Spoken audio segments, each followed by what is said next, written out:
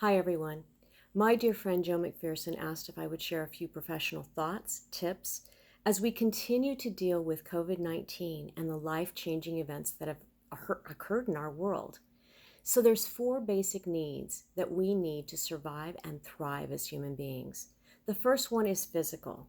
We need to move, breathe, hydrate, and we need sunlight. So any sort of muscle movement you can get going, I encourage that. You need to breathe nice deep breaths, several in a row, 2 or 3, multiple times a day. Get oxygen in your brain. Hydration. I'm not talking about any liquid. I'm talking about water. If you're a coffee drinker like me, you need extra water. Make sure you're drinking lots of water every day. And sunlight. Many of us have felt lethargic, sleepy, tired, a little depressed. Sunlight actually reduces the melatonin in our brain, which will reduce us from feeling those sleepy, tired, fatigued feelings. The second need we have is safety. COVID-19 has threatened our safety, but guess what? We need to do what the experts say.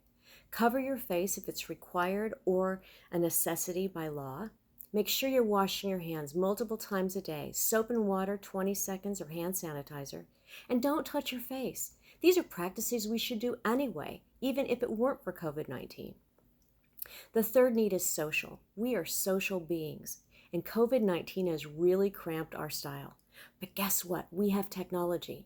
So I encourage you, pick up the telephone, or better yet, your electronic device that can do video conferencing. You use Zoom, FaceTime, Skype. Make sure you're staying in contact. Phone several people a day, loved ones, friends. Make sure you're communicating and encouraging one another. The last need is esteem.